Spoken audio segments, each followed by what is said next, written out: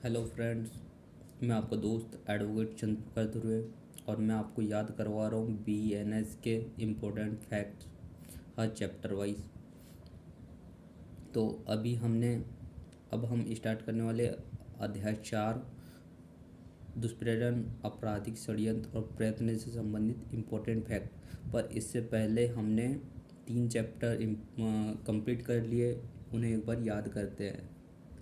परिचय में हमने याद करे थे अपराध में क्या आता है क्या नहीं आता है। सुक्तियाँ याद करें। सुक्ति उन कि कृत और मन की स्थिति दोनों, मन दूषित होना चाहिए अपराध के लिए। और राष्ट्रपति ने स्वीकृति कब दिया, लागू कब हुआ, क्या लागू नहीं हुआ है। फिर हम सेक्शन 1 से 3 तक के याद करें, जो सेक्शन 1 में भारत के परे किए गए अपराध भी भारत में हुए अपराध माने जाते हैं। और फिर धारा 2 से डेफिनेशन बहुत सारे हमने देखे। फिर धारा 3 से हमने संयुक्त दायित्व के सिद्धांत, प्रतिनिधित्व के सिद्धांत, सामान्य उद्देश्य, सामान्य आशय और सुक्ति और केस, करुणा सिंह वाला केस, घोष वाला केस, और फिर एक डेडलाइन आवश्यक तत्व वाला केस। तो फिर उसके बाद हमने धारा 3 अध्याय 2 कंप्लीट होता है। फिर उसके बाद हमने अध्याय 2 से स्टार्ट किए, जिसमें दंड से संबंधित सेक्शन थे। जो धारा 4 में 6 प्रकार के दंड, नया दंड जोड़े, क्या कौन सा दंड नहीं दिया जाता है। फिर न्यायालय को छूट, जल्लाद को छूट।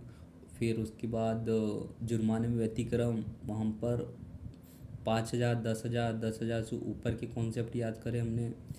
फिर उसके बाद सहमति से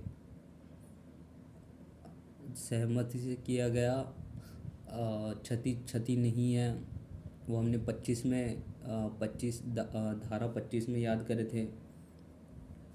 फिर उसके बाद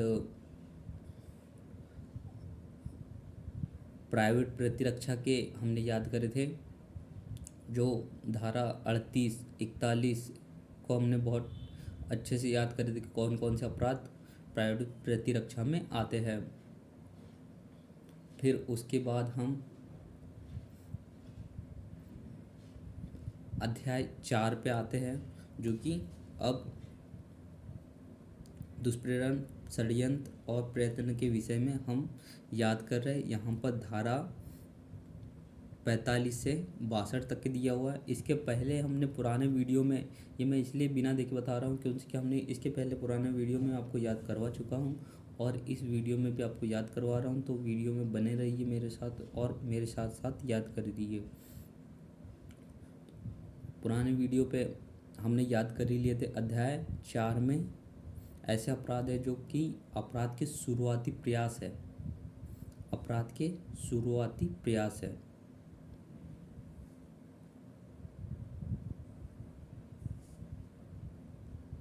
हमने पुराने वीडियो में ही याद कर लिए थे कि अध्याय 4 में ऐसे अपराध है जो शुरुआती अपराध है, जैसे दुष्प्रेरण, षड्यंत्र और प्रयत्न। हमने दुष्प्रेरण याद करे थे कि कौन कौन से सेक्शन हैं। 45 किसी दुष्प्रेरण, 46 दुष्प्रेरक, 49 दुष्प्रेरण के लिए दंड, 54 दुष्प्रेरक की उपस्थिति, 55 हत्या के लिए दुष्प्रेरित करना, 61 षड्यंत्र, 62 प्रयत्न। ये सेक्शन हमने पहले याद करे थे। अब इनके डीप में हम फैक्ट याद करेंगे। भारतीय न्याय संहिता 2023 के अधीन दुष्प्रेरण गठित होता है किसी व्यक्ति को कोई अपराध कारित करने के लिए उकसाकर या कोई अपराध कारित करने के षड्यंत्र में शामिल होकर या किसी अपराध को कारित करने में सहायता करके। तो किस किस तरीके से होता है? सहायता करके, षड्यंत्र में शामिल होकर और उकसाकर। ये 3 तरह से दुष्प्रेरित घटित होता है। ठीक, याद रखेंगे हम। भारतीय न्याय संहिता 2023 के अंतर्गत दुष्प्रेरण गठित करने के लिए आवश्यक तत्व नहीं है। दुष्प्रेरित कृत्य किया ही जाए। क्या आवश्यक नहीं है?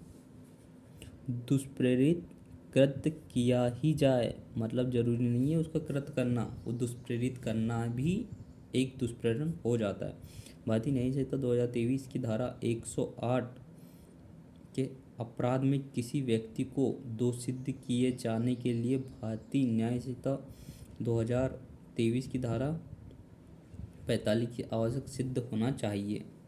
तो ये कह रहा है कि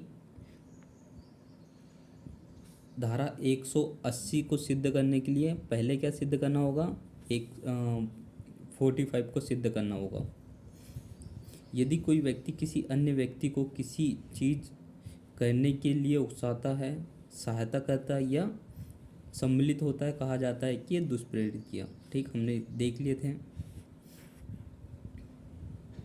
दुष्प्रेरण और षड्यंत्र के अपराध के लिए दायित्व का विनिश्चय करते समय दंडिक विधि के अधीन अपराध समीप्य का सिद्धांत असंगत है।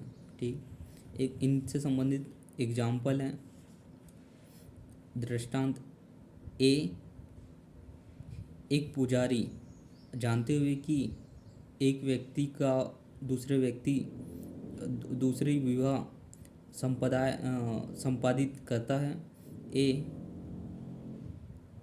सहायता के द्वारा दुष्प्रेरण के दोषी है। मतलब पुजारी जानता है कि दूसरा विवाह करना अवैध है, फिर भी ये क्या कर रहा है? दुष्प्रेरित कर रहा है।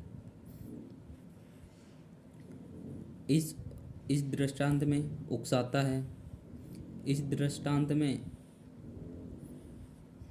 ए एक लोक सेवक ऑफिसर है, न्यायालय के वारंट द्वारा य को पकड़ने के लिए प्राधिकृत है। ख उस तथ्य को जानते हुए कि वो जानते हुए और यह भी जानते हुए कि ग यह नहीं है, क को जानबूझकर व्यवदित करता है कि ग यह है और तद द्वारा साशय क से य को पकड़वाता है और यहाँ ख ग के पकड़ जाने को उकसाने के लिए दुष्प्रेरण करता है। यहाँ पे यह व्यक्ति जो पुलिस ऑफिसर वो जानता है कि मैं जिसे पकड़ रहा हूँ वो कोई दूसरा व्यक्ति है, पर उसको पकड़वाने के लिए एक तीसरा व्यक्ति उकसा रहा है। ये दृष्टांत है, ये भी उसी से संबंधित है। दृष्टांत जिसपे दुष्प्रेरण कर रहा है, ये भी उसी से संबंधित दृष्टांत है जिसमें दुष्प्रेरण कर रहा है। ये भी उसी से संबंधित दृष्टांत है जिसमें दुष्प्रेरण कर रहा है। इसे एक बार पढ़ते हैं। दृष्टांत ए सी की हत्या करने के लिए बी को डाक द्वारा भेजे गए पत्र के माध्यम से उकसाता है। देखो, पत्र के माध्यम से उकसाता है। उकसाने द्वारा दुष्प्रेरण पूर्ण हो जाता है, जैसे कि पत्र भी विषय वस्तु दुष्प्रेरित को पता चलता है। तो हम यहाँ से याद रखेंगे कि ये पत्र के माध्यम से उकसा रहा है। ठीक, हमेशा बोल के फिजिकली तौर पे ही नहीं उकसाया जाता है, लिख के भी उकसाया जा सकता है, ये कहना चाह रहा है। दृष्टांत ग को य की हत्या करने के लिए उकसाना दुष्प्रेरण के लिए ख को य उकसाता है। ख तदनुकूल य की हत्या करने के लिए क को उकसाता है। ख को उकसाया, ख ने य को उकसाया और य ने ग को उकसाया और तदनुसार उसको उकसाने पर ग अपराध करता है, तभी क, ख और ग हत्या का दोषी होंगे। ये सब एक दूसरे को क्या कर रहे थे? उकसा रहे थे, तो ये सब दोषी होंगे। देख, दुष्प्रेरण में जितने भी व्यक्ति दुष्प्रेरित करते हैं ये सब व्यक्ति दोषी होते हैं। दृष्टांत यहाँ पर भी दोषी है, दुष्प्रेरण का दोषी है हत्या के लिए। यहाँ पर भी हत्या के लिए दुष्प्रेरण का दोषी है। इस दृष्टांत में ए मृत्यु के लिए दंडित किए जाने योग्य है। तो यहाँ पर भी दुष्प्रेरित किया गया है। इस दृष्टांत में भी दुष्प्रेरण का दोषी है। तो इस दृष्टांत को पढ़ते हैं। ए दोषपूर्ण आशय से 6 वर्षीय बालक ए 6 वर्ष के बालक पी को बी के घर में चोरी करने के लिए दुष्प्रेरित करता है। कार्य नहीं किया जाता, फिर भी ए चोरी के लिए दुष्प्रेरण है। बालक ने नहीं किया, फिर भी जो व्यक्ति उकसा रहा था वो व्यक्ति दुष्प्रेरित है।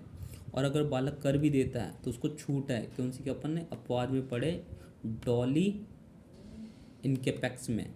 और डॉली कैपेक्स क्या होता है? परिपक्व। वो भी कॉन्सेप्ट याद आएगा, मेरे साथ बने रहिए।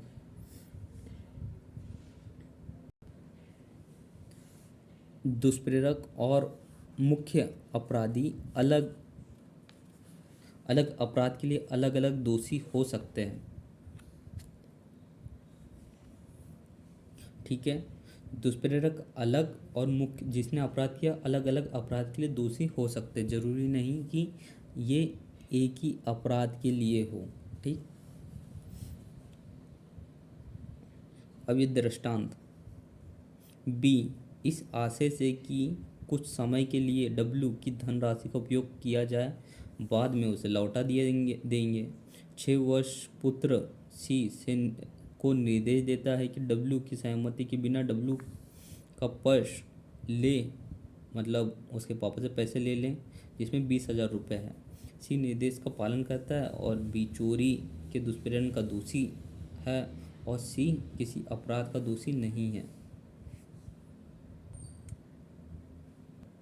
यहाँ पर सी किसी अपराध का दोषी इसलिए नहीं है क्योंकि कि डॉली इनकैपेक्स बच्चा है 6 वर्षीय।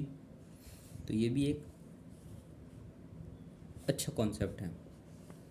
फिर नेक्स्ट, ए सी की हत्या करने के लिए बी को उकसाता है, बी ऐसा करने से इनकार कर देता है। ए हत्या के लिए बी को दुष्प्रेरण करने का दोषी है, क्योंकि दुष्प्रेरण गठन करने के लिए आवश्यक नहीं कि दुष्प्रेरित कार्य किया ही जाना चाहिए। तुमने किसी व्यक्ति को चोरी करने के लिए बोले और उस व्यक्ति ने चोरी नहीं किया, तो ज़रूरी नहीं कि उसने पूरा नहीं किया तभी तुम्हें अपराधी समझेंगे। तुमने उकसाए थे, दुष्प्रेरित किए थे, यही अपराध मान लिया जाएगा। तो ये सभी हमें एग्जाम्पल दे रखे, दृष्टांत दृष्टांत दृष्टांत दृष्टांत। अब हम आगे चलते हैं।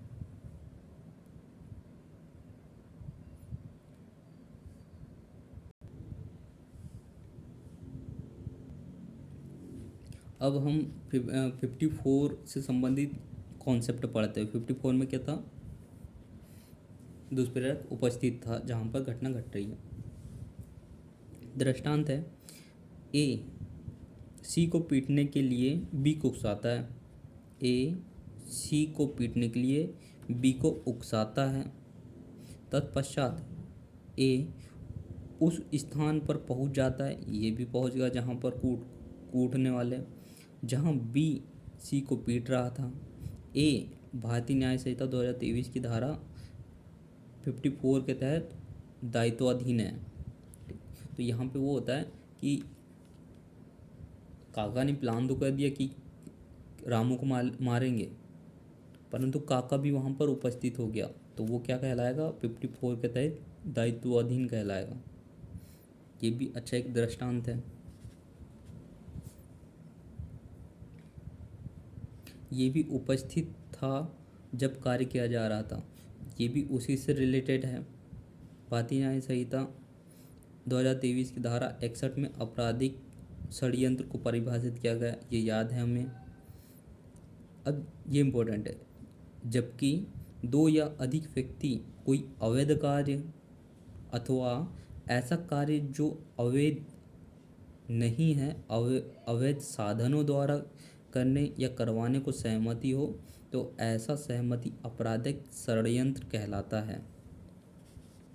तो ये इम्पोर्टेंट है। पहला, 2 से अधिक व्यक्ति होना चाहिए, गलत काम होना चाहिए, या सही काम गलत साधनों से होना चाहिए, या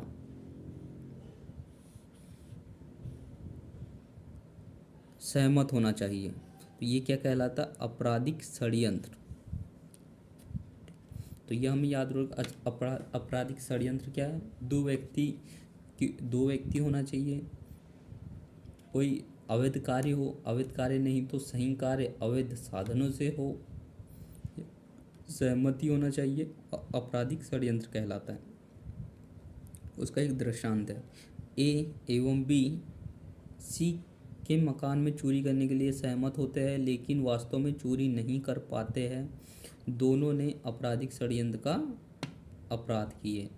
दोनों ने सहमति से प्लान तो कर लिया, चोरी नहीं कर पाए वो अलग बात है, परंतु आपराधिक षड्यंत्र के लिए अपराधी तो हैं। ए बी के साथ सहमत होते हैं कि बी को उसकी परीक्षा में नकल करने के लिए सहायता करेंगे। यह कृत्य आपराधिक षड्यंत्र है। ठीक, तुम भी ऐसा करते हो, छोड़ दो ऐसा काम। षड्यंत्र में प्रधान और सहायक के मध्य कोई अंतर नहीं होता है। मतलब जो कर रहा है और जो सहायता दे रहा है उसमें कोई अंतर नहीं है, सबको एक जैसा माना जाएगा। षड्यंत्र की दशा में केवल करार पर्याप्त है। सिर्फ करार, तेरा मेरी बात हो गई है कि ऐसा करने वाला है, सिर्फ करार पर्याप्त है। जबकि षड्यंत्र की दशा में केवल करार पर्याप्त है, जबकि षड्यंत्र द्वारा दुष्प्रेरण की दशा में दुष्प्रेरण के अनुसरण में कोई कार्य किया गया होना चाहिए। अगर कोई व्यक्ति षड्यंत्र तो कर रहा है पर किसी को दुष्प्रेरित करने के लिए, मतलब दो व्यक्ति ने षड्यंत्र किए कि हम तीसरे को दुष्प्रेरित कराएंगे और फिर वो हत्या करेगा, तो उसके लिए दुष्प्रेरण होना पूरा जरूरी है। परंतु षड्यंत्र में दोनों की बात हो गई, करार हो गया, यही पर्याप्त है।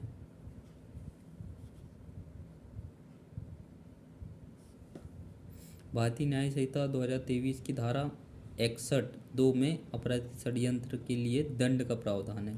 ठीक, अब एक केस, एम्पायर बनाम वैशंपायन के वाद में लेमेंटस रोड शूटिंग षड्यंत्रवाद के रूप में जाना जाता है।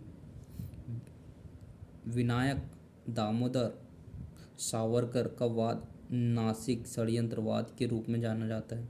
ठीक, आजीवन कारावास या अन्य कारावास से दंडित अपराध करने के लिए प्रयत्न के लिए कौन कौन सा? आजीवन कारावास, ये मृत्यु को छोड़ दिया ना, आजीवन कारावास या अन्य कारावास, सिर्फ मृत्यु को छोड़ के से दंडित अपराध को करने के लिए प्रयत्न के लिए दंड भारतीय न्याय संहिता 62 में दिया हुआ है। तो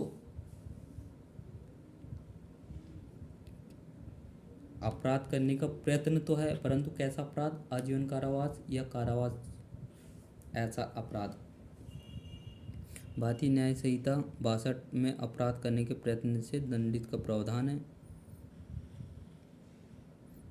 62 आपराधिक प्रयास की एक अवशिष्ट धारा है। ठीक, तो यहाँ तक के अभी हमने इस पेज तक के हमने क्या क्या पढ़े? दुष्प्रेरण में व्यक्ति उपस्थित है, फिर दुष्प्रेरण कैसे कैसे हो सकता है?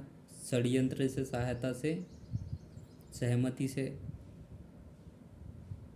उसके बाद हमने षड्यंत्र पढ़े जिसमें दो व्यक्ति होना चाहिए,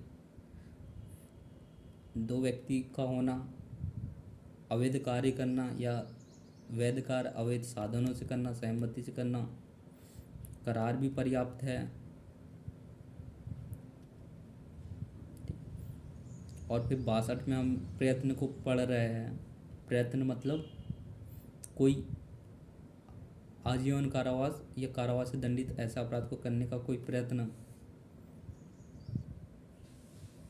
भारतीय न्याय संहिता 2023 की धारा 62 प्रयोज्यता के प्रयोजन के लिए अपराध, भारतीय न्याय संहिता 2023 के अधीन अपराध होना चाहिए।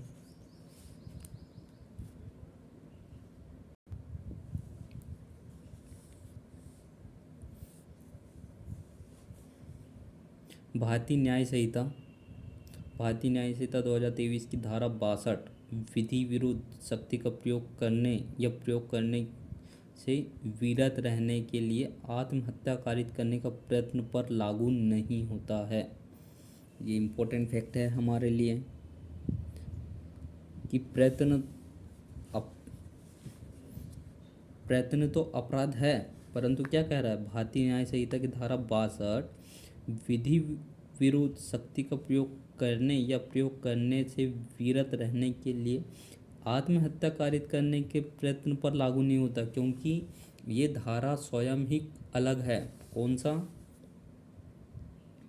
आत्महत्या कारित करने का प्रयत्न पर लागू नहीं होता है, क्योंकि हम 109 पे पढ़ेंगे आत्महत्या करने का प्रयत्न। हम 109 पे पढ़ें, धारा 109 पे पढ़ेंगे आत्महत्या करने का प्रयत्न, तो वो प्रयत्न अलग है, वो इस पर लागू नहीं होगा।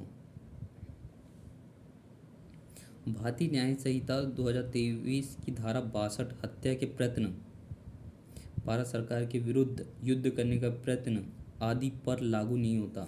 तो हम ये दो कॉन्सेप्ट याद करते हैं कहाँ कहाँ पर लागू नहीं होता है। पहला हमने याद करें क्या, हत्या के प्रयत्न पर ये लागू नहीं होता है, और दूसरा भारत सरकार के विरुद्ध युद्ध करने का प्रयत्न, उसके लिए भी अलग दे रखा हुआ है।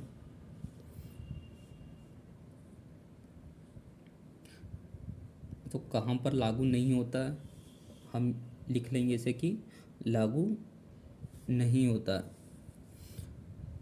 हत्या का प्रयत्न यहाँ पर लागू नहीं होता है, और एक भारत सरकार के विरुद्ध हमने याद करें तो भारत सरकार के विरुद्ध प्रयत्न AK-47 147 पे हमने एक पढ़े थे, वहाँ पर जाकर पढ़ेंगे एक बार। आपराधिक प्रयत्न तैयारी कर लेने के पश्चात अपराध के कारित करने की ओर अग्रसर होना है। तो हम प्रयत्न को समझना चाह रहे हैं कि प्रयत्न है क्या। प्रयत्न क्या है? आपराधिक प्रयत्न तैयारी कर लेने के पश्चात, देख तैयारी वैयारी पूरा कर लिए, अपराध के कारित करने की ओर अग्रसर हो चुका है, होने ही वाला है, अभी हुआ नहीं है ना, होने ही वाला, अग्रसर होना। आपराधिक प्रयत्न सहायक प्राथमिक कार्यवाही है जिसका उद्देश्य विफल हो गया हो। अपराध यह प्रयत्न उस अपराध के लिए निर्धारित अधिकतम कारावास की आधी अवधि से दंडित किया जाएगा। हमें ये याद रखना है कि प्रयत्न करने पर कितना दंड मिलता है, आधी अवधि। फिर ये उसी से दृष्टांत से संबंधित है प्रयत्न, और ये उन्हीं से संबंधित दृष्टांत जैसे जहर देना, कुएं में धकेलना, जहर का प्याला देना, बंदूक भरी हुई ये हत्या का प्रयत्न करना, जहर देने का प्रयत्न, गर्भपात कारित करने का, तो ये उन्हीं से संबंधित दृष्टांत है।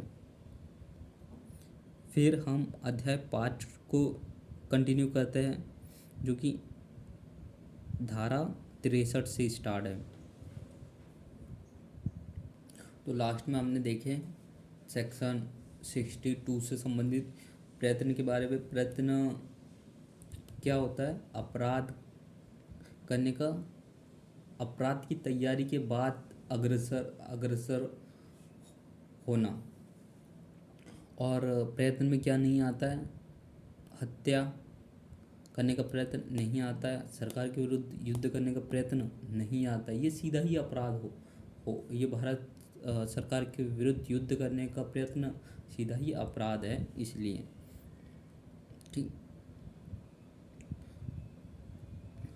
फिर अब हम अध्याय 5 जो कि यहाँ से दे रखा हुआ है, यहाँ हेडिंग नहीं दिया हुआ है, अध्याय 5 हम कंटिन्यू करेंगे। अध्याय 5 दे रखा है महिला और शिशु से संबंधित अपराध, जिसको हमने पुराने वीडियो में याद करें। महिला के विरुद्ध कौन कौन से अपराध होते हैं?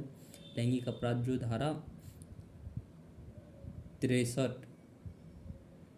63-64 बलात्कार से संबंधित अपराध है 63-64। ये दिया हुआ है 76 तक के, 71 तक के दे रखा है। फिर इसके बाद बल हमला महिला के विरुद्ध, ये सेक्शन दे रखा है 44, 45 क्रूरता संबंधित अपराध ये दे रखा हुआ है 79 तक के। फिर विवाह विरुद्ध अपराध दे रखे 80 से 88 तक के। फिर गर्भपात संबंधित अपराध दे रखे हैं 89 से 92 तक के। और फिर शिशु संबंधित अपराध दे रखे 93 से 99 तक के। चलो तो इन्हें हम अंदर के फैक्ट याद करते हैं। हम यहाँ पे लिख लेते पहले अध्याय 5।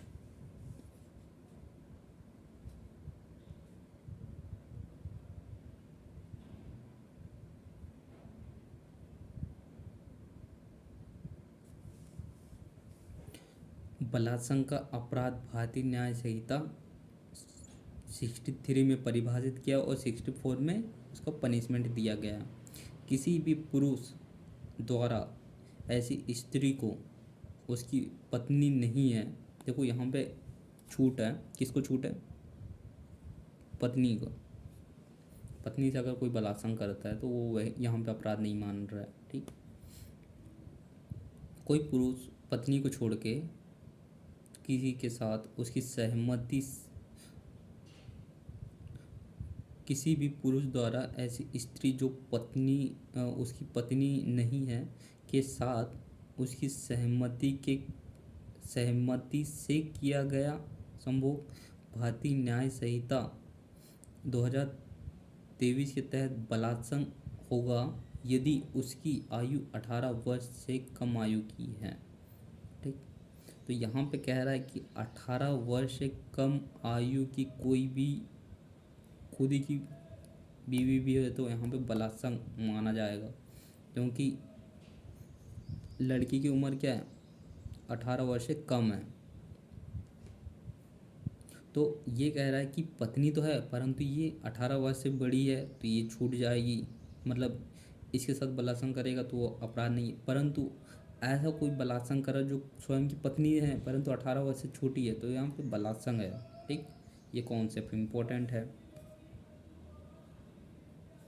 तो यहाँ पे क्या कह रहा है कि स्वयं की पत्नी के साथ बलात्कार कर रहा है, बलात्कार नहीं है।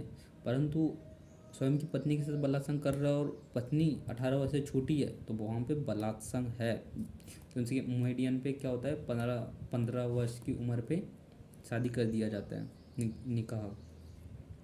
दृष्टांत का अपनी 15 वर्ष से कम आयु की पत्नी के साथ उसकी सहमति से लैंगिक संभोग करता है, सहमति से तो कर रहा है परंतु उम्र कितनी 15 वर्ष से कम है, वह बलात्कार का अपराधी है।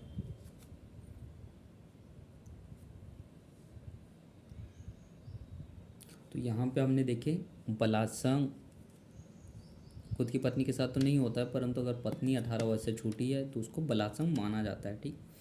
दृष्टांत बलात्कार का अपराध कारित किया गया, समझते इसे। एग्जाम्पल है क अपनी छात्रा ख को विवाह का वचन देता है।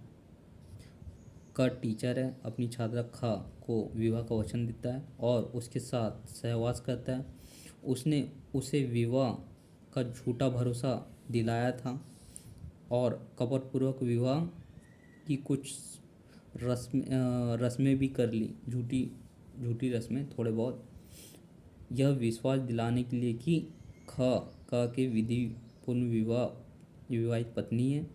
बाद में क ने उसे अपनी पत्नी मानने से इनकार कर दिया। क वह बलात्कार का अपराध कारित किया है। तो ये तुमने कई बार करे होगा, ऐसे मत करना। किसी लड़की को शादी का वचन दे के उसके साथ सहवास करना और उसके बाद मना कर देना शादी से, ये एक प्रकार का मानसिकता बता रहा कि ये बलात्कार करने के ही उद्देश्य में था। नेक्स्ट दृष्टांत पढ़ते हैं। क एक विधवा के साथ उसकी सहमति से लैंगिक संभोग करता है। क किसी अपराध का दोषी नहीं है यदि वह अवयस्क नहीं थी।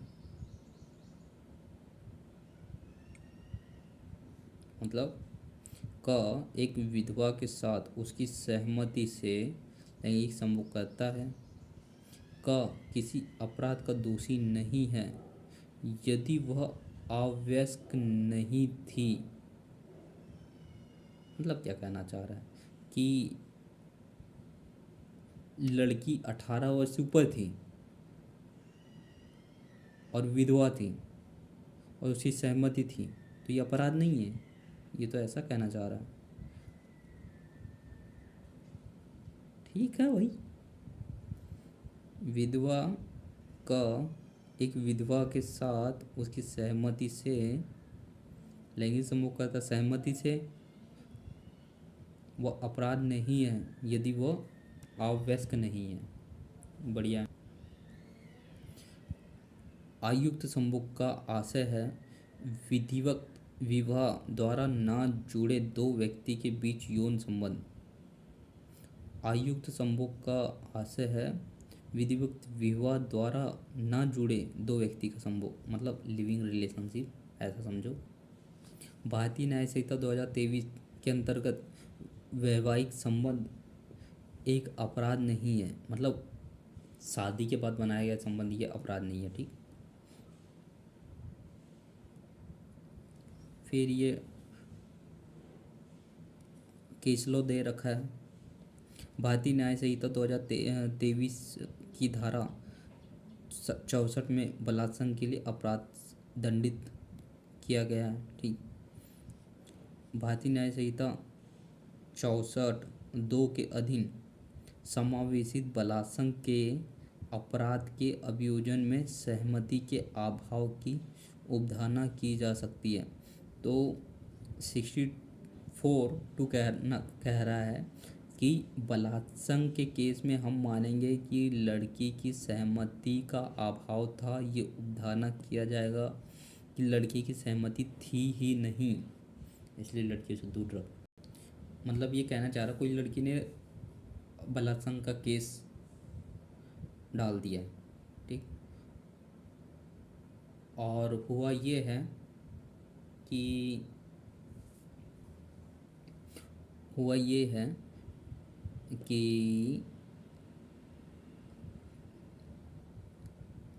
जब केस हो गया तो जज ये समझेगा कि लड़की की सहमति थी ही नहीं।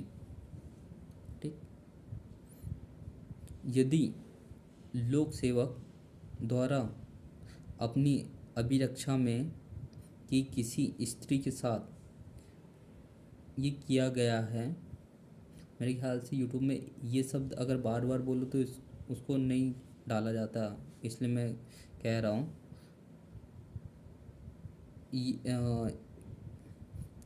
संघ के लिए न्यूनतम दंड 10 वर्ष का कठोर कारावास है। तो हमें न्यूनतम दंड कितना है? 10 वर्ष, ये याद रखना है। और कठोर कारावास है। अधिकतम दंड शेष जीवन काल तक के हैं।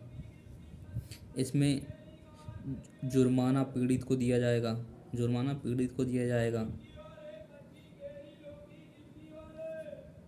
65 क्या कहता है? जुर्माना पीड़ित को दिया जाएगा। फिर एक है भारतीय न्याय संहिता 2023 की धारा 65 उपधारा 2, 12 वर्ष से कम आयु की स्त्री के साथ ये संघ के लिए दंड उपबंधित किया गया है। हमें ये याद रखना पड़ेगा। एक उम्र के हिसाब से भी बांट रखे है। बलात्संग तो बलात्संग होता है, ये उम्र के हिसाब से क्या बांटना। तो इन्होंने 12 वर्ष से कम आयु की स्त्री के साथ अगर ऐसा कुछ करते हैं तो उसको अलग उसमें रखा है, जिसपे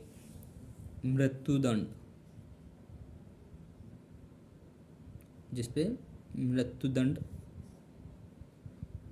दे रखा हुआ है। भारतीय न्याय संहिता 66 संघ का अपराध कारित करने के दौरान पीड़ित की